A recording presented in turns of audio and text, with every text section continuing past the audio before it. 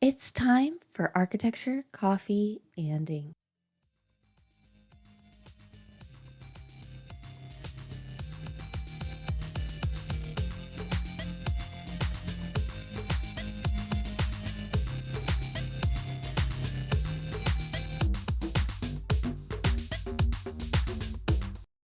Hello, this is Hollywood C, and you're listening to Architecture, Coffee, and Ink, a podcast dedicated to introducing concepts, detailing out designs, and tackling the architecture you might not realize the meaning behind. I'm your hostess, and I'm here today to start introducing you to the design that make you wonder why. So I ask you to brew your coffee, grab your sketchbook and pen, and let's begin. Hello and welcome to Healthcare Design 101. I will be your professor today, and no, I'm only slightly kidding. Today we are going to be discussing and laying out some of the building blocks for healthcare design. The intention behind this episode is to lay down some groundwork for future episodes coming out, but more importantly, introduce everyone to the topic, history, the key concepts, and where the design world currently is. This is so future episodes on the show, and hopefully you as designers, can go beyond the buzzwords and start actively practicing it in your design. Before we begin, just remember to always check your sources, check your facts, and most importantly, check me. I should never be your only source of information.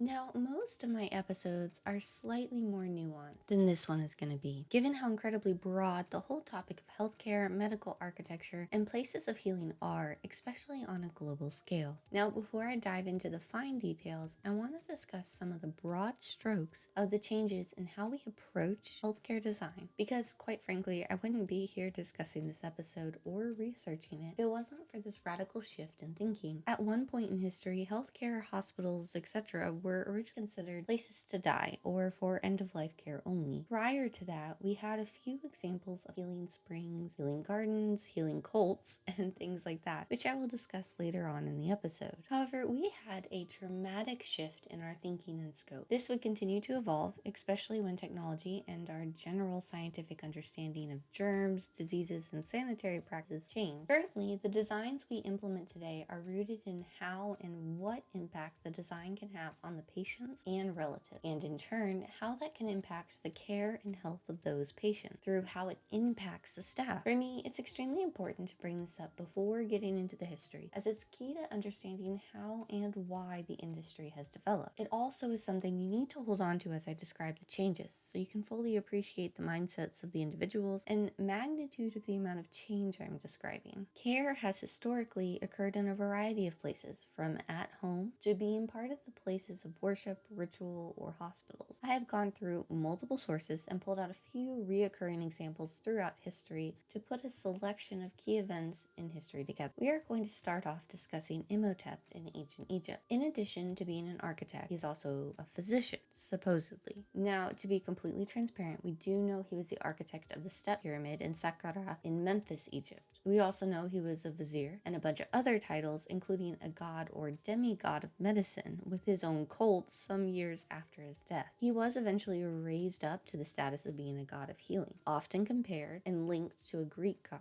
His cult would end up building temples associated with healing. And of course, he then came around to star in the Mummy movies, my absolute favorite movies. One of the oldest healing sites is the sanctuary of Asclepius outside of Epidaurus, which is in use from 4 BCE to 6 CE. It is a holy site for Asclepius, the god that Imhotep was linked to, which is why articles tend to throw the two names together so much. It was added to the World Heritage List in 1998. He was the god of healing, medicine, and physicians, and is linked to the rod or staff of Asclepius, which is actually what we base the medical healthcare symbol on that is used today. It is a serpent wrapped around a physician's rod. Of course, America is different and uses Hermes' rod instead, which is two snakes and a rod and wings for healthcare. Hermes, of course, is the god of commerce, thieves, and merchants. When we approach the topic from a Western perspective, the first major organization providing care is the Catholic Church. Now, care would occur at a variety of locations, including monastic orders and cloisters, nunneries, or attached to other religious orders. And this is where you get a lot of the association with charities, but also centers for physical, spiritual, and mental health. At first, hospitals were being built on the outer edges of towns and centers. However, over time, population increases would make that a moot point, as the edges of the town would slowly slowly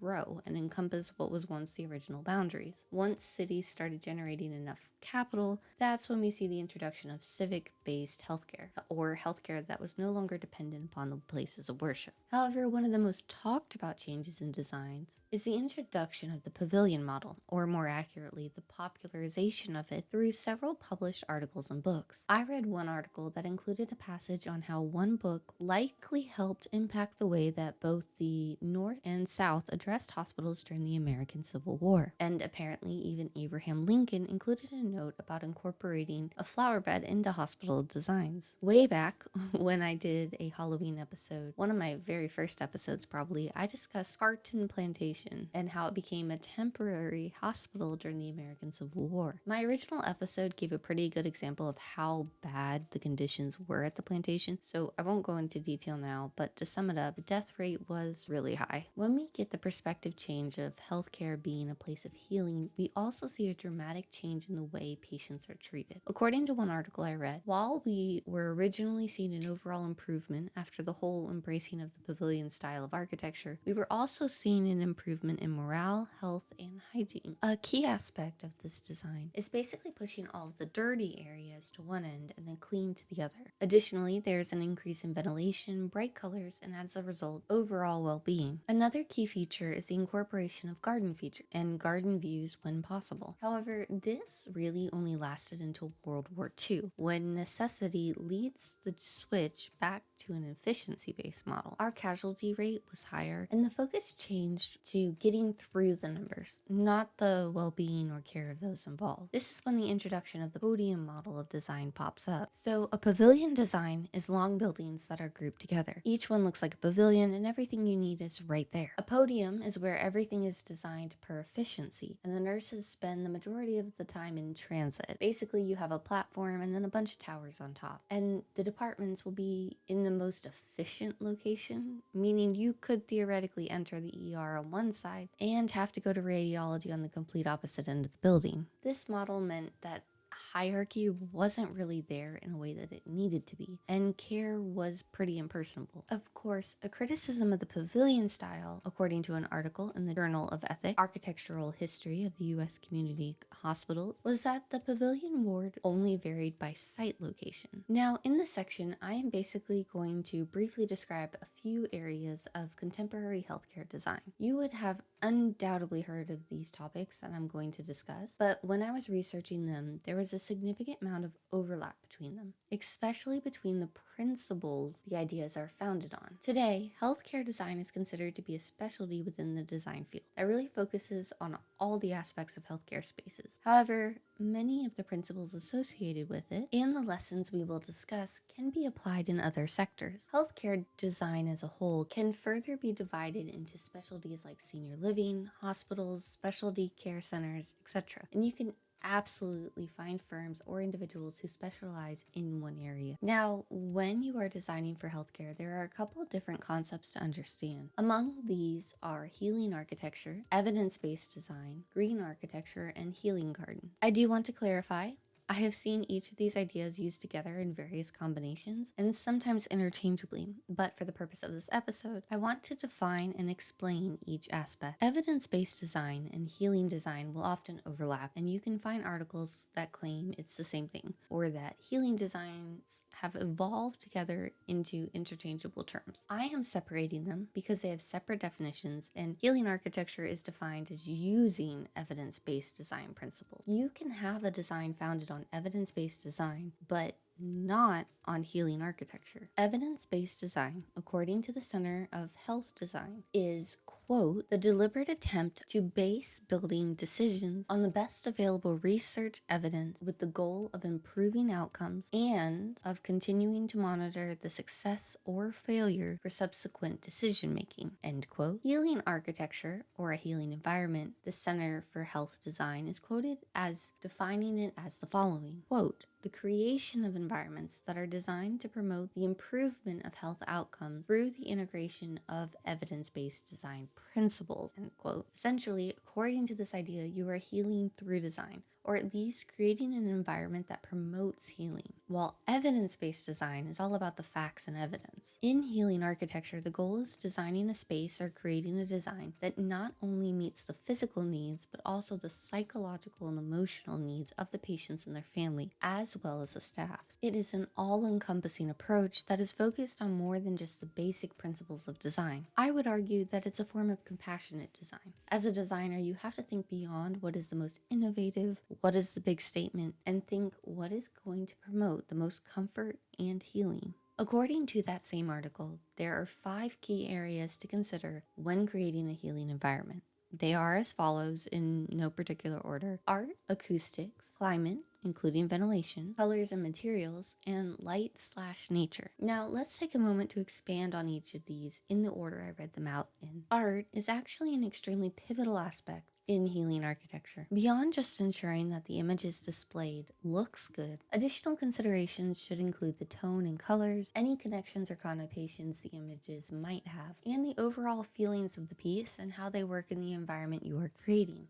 Acoustically, you need to consider things such as echoes, sounds transmitting between places, patient confidentiality, tones, and how those things affect the people in the spaces. Climate and ventilation go back in no small way to the historically important considerations, such as miasma theory or bad air, where they believe that diseases could be caused by the air or from the decomposition in the earth, and is also sometimes called night air. This is different than airborne pathogens. This was a huge consideration in designs for years, including in the pavilion model, though at that time it was more of a general call for good ventilation and less of an almost entity or mythical creature that miasma is sometimes depicted as in drawings. Additionally, this should also include how comfortable the staff and patients will be in the space. Colors and materials could absolutely be their own episode on the color theory alone. Studies have proven that colors are insanely important for our moods, stress levels, and well-being. One of the very first things I was cautioned about design was don't paint a bedroom red, or more accurately, don't paint it a few certain shades. Materials will have the same impact. And finally, light and nature. Natural light helps tremendously with our rhythm and has a strong impact on our psyche. Nature will have that same impact, and even bringing in images of nature will assist with creating a positive change. Our final of the 3 topics I wanted to highlight is green architecture and healing gardens. And I'm discussing them together because they were the most commonly grouped when I was researching. Healing gardens actually originate extremely far back, especially if you are lumping healing springs or herbal gardens all underneath the same term. I can't remember which episode, it may have been several, where we discussed healing springs. This is not a new concept and has been done for centuries. I also noticed it's one of the most abused terms, as it seems like the most fluid of the definitions applied the most liberally. The term green architecture actually first occurred in the 1960s and 70s, occurring in parallel with other green movements. It was driven from great concern over pollution, sprawl, and the energy crisis. Since that time, we've continued to pass green literature, laws, and established organizations to promote green spaces, green uses, and regenerative design. This will absolutely be another episode. I can go ahead and confirm that now. As a quick definition, regenerative design is taking green architecture a step forward into something that improves the environment through intervention and regenerates it, as the name implies. However, the research currently exists and is ongoing, showing that in addition to the environmental implications, patients are generally healthier under this idea. Nowadays, I am pretty excited to see that current trends tend to be towards a holistic, well-rounded approach that considers not only the hygiene and the cleanliness, but the social, psychological, interior, and materials and the urban context. I am pretty excited to see what comes next. And with that, we end our episode. It's a bit short and sweet, but I am actually actively in the process of moving right now. I'm recording this whole episode surrounded by half-filled boxes, so the complete opposite of a healing environment. Our next episode will be our official 50th episode, and I'm excited for that one. It's perfect for October. We also have a guest episode lined up for before the end of the month. On a side note, I have posted a link on the Facebook page for hurricane relief efforts through the American Red Cross. Please see how you can help. As always, please rate, review, and subscribe everywhere you get your podcasts from. You can find me on Instagram at Architecture Coffee and Ink, email the show at architecturecoffeeandink@gmail.com, or the blog at architecturecoffeeandink.com. Architecture Coffee and Ink is a Hollywood C Studios LLC production. I'm excited to meet with all my designers, dreamers, and DIY enthusiasts next time. But in the meantime, may your coffee mugs be full and your inkwells never run dry.